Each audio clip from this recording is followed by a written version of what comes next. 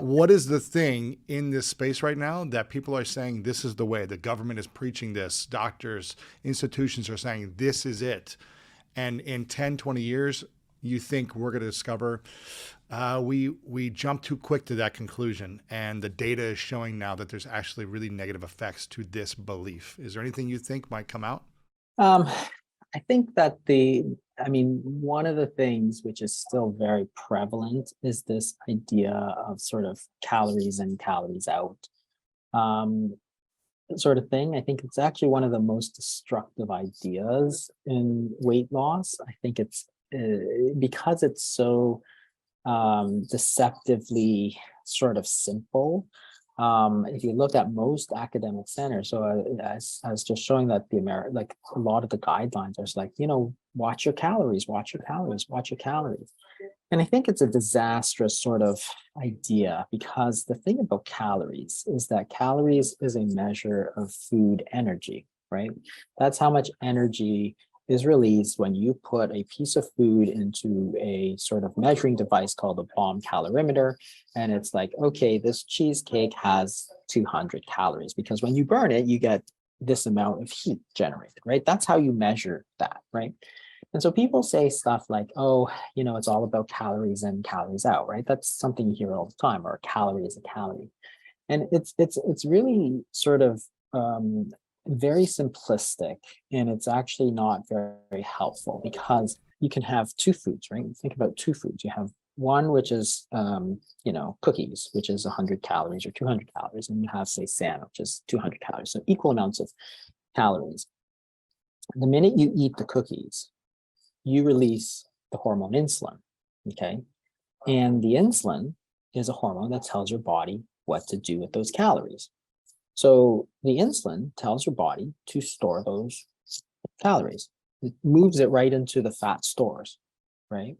So the whole thing is that if all that energy moves directly into your fat store, so these highly refined carbohydrates, sugar goes way up, insulin goes way up. When insulin goes way up, it is literally the thing that is telling your body, put those calories into storage. And you store the calories in your body fat. That's all it is. Body fat's just a store of calories.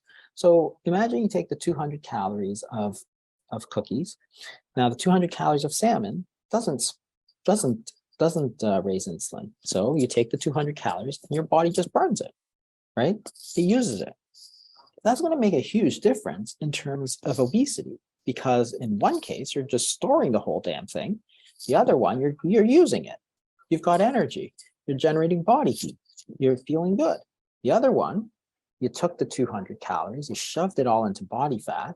Your body's like, oh, I have no energy to use. So you're feeling a little bit, oh, I have no energy. I'm a little tired and I'm a little hungry. So let me go eat something, right? So it wasn't the calories. It wasn't the number of calories. It was the response to the calories, which is related to the hormones that are released. So the strange part is that what we're saying is that food contains not just the food energy, but it also contains instructions as to what your body is supposed to do with those calories. And both of them are very, very important. Whereas the calories, people say, well, it's just the number of calories. Well, once you get past that, once you put it in your mouth, you can measure the difference in hormones between the two foods. And you have to pretend that that's completely irrelevant. Because if you're told to eat the refined carbs and sugar, which is what we're told, then you're setting yourself up to a situation where insulin's going to go way up. And that insulin is going to tell your body to store fat. That's its job, right? That's literally its job. You told your body to do that with your choice of food. So I don't see why that is considered irrelevant. So not just the amount of calories, but you have to also look at the hormonal response because our body is completely dependent on hormones to tell us what to do. The other thing that insulin does, of course, it tells you that you need to put energy into storage, right? It's only when insulin falls that you can pull the energy back out, right? So what we say technically is insulin inhibits lipolysis. That is, if insulin is high, you can't burn fat because your instructions are to store fat. right? You can either store fat or you can burn fat, right? But you can't do both at the same time. So if you want to burn fat, but you're keeping your insulin levels high with the choice of foods, then, hey, it's not going to work because insulin's high. You're not going to be able to move the energy from the fat back out. What would you say are the top 5 foods or food groups to support in burning fat faster? I think you really have to look at the sort of very low carbohydrate foods because, of course, they're going to provide you the energy. So things like, salmon, of course, a fatty fish is very good. Eggs are very good. Avocados are, very good. If you want to do carbs, then things like beans are very good because of all the fiber and stuff. Like they're unrefined, so then they have other things that will work. But those very low carbohydrate foods, a lot of people find very useful to encourage fat burning because if you take salmon and eggs, for example, you're going to get that energy, the calories from that, which is energy, but insulin's not going to go up. So your body's not going to say, okay, well, let's put it into storage. It's just going to burn it, right? You're going to stay in that sort of fat burning state, and you're going to be able to use those calories because that's what you've told your body. So you're allowing your body to still access the body fat for energy, and it's going to keep you full because again, it's going to release hormones like peptide YY, like cholecystokinin, that are keep you full as opposed to the white bread and jam, right? The problem is, people like to eat those. Refined carbs are cheap, It tastes right? good. So they taste good, they're cheap, they're donuts, right? So and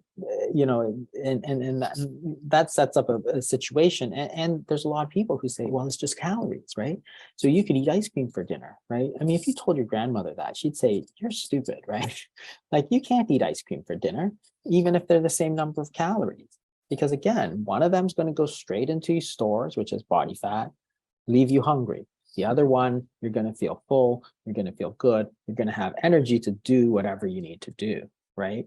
So your grandmother was totally right. You can't just say, oh, both are 800 calories. So instead of eating my dinner, I'm going to have an ice cream sundae, right? Because that is literally what people have been telling people. Like it's all about the calories, right? It's Yeah. like, no, that's So like the worst advice you could give. it's about the quality of calories, it sounds like. It's the It's about the choices. Yeah. quality. It's about the Yeah. choices because, what we're saying is that certain calories are more fattening than other calories. That's all. Like some foods are more fattening than other foods. And that doesn't seem to be that controversial, a statement. But by the time you get to the universities and stuff, people are like, oh, it's all calories. It's all calories. It's like, why don't you kind of live in the real world where people are actually trying to live this way? Because that advice is horribly wrong. Now there's a lot of people talking about fasting, like you said. You've been talking about this for years, and it seems like more and more people are learning about the benefits, are practicing fasting in different various ways, and are seeing results in their own health or with potential clients they work with, teaching about fasting. I'm curious, how does fasting, since I've talked to you last in the last year, I think it's been a year and a half now, how does fasting support weight loss in a healthy way? And is there any new research that's come out since we last talked? Yeah, so there's been a little bit of research, and it's been sort of fits and starts. But fasting is very simple. When you don't eat, right? So any period of time you're not eating is fasting. That's just what it is. If you don't eat, your body needs to take the energy out of its body stores. That's all you're trying to do, right? And it's normal, it's natural. That's how we survived as a species, because we had the ability to store calories for a time that we weren't eating. Otherwise, you'd die in your sleep like every single night, right? But you don't, because you can store it. So body fat is a store of calories. The reason fasting is so effective is because you're allowing the hormone insulin to fall. So therefore, now you're opening up the floodgates of energy. So you're like, oh, your body might have 100,000, 200,000 calories of energy sitting in its body fat stores, depending on how much weight you're trying to lose.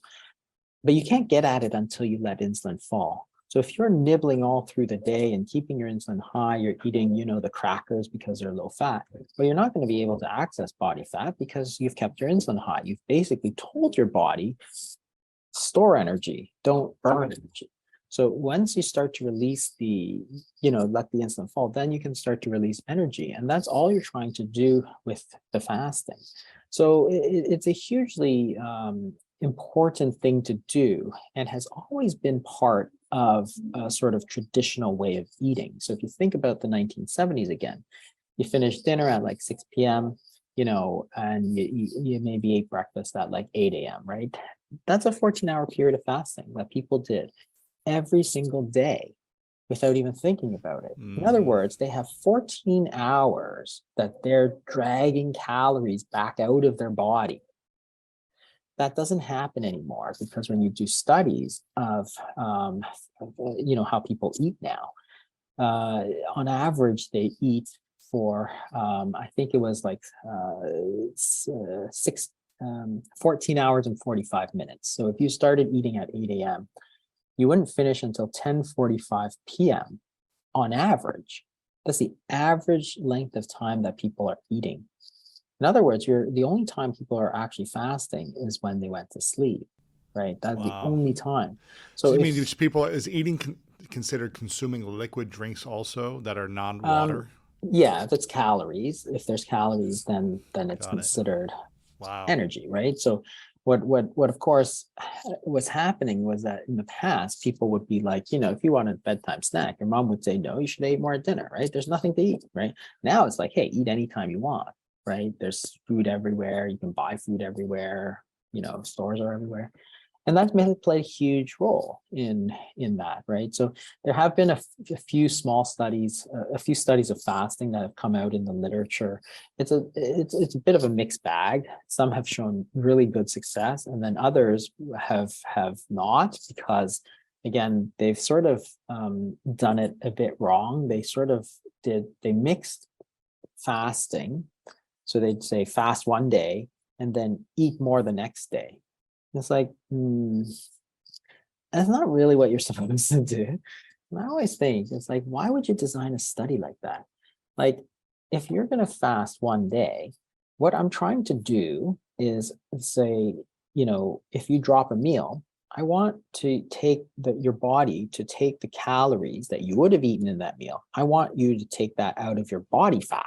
That's what I want you to do. So you're pulling that energy back out. You're basically feeding yourself on body fat, because body fat is a store of food energy. It came from the food you ate in the past, right? You turned it into fat. Now you have to bring it back out.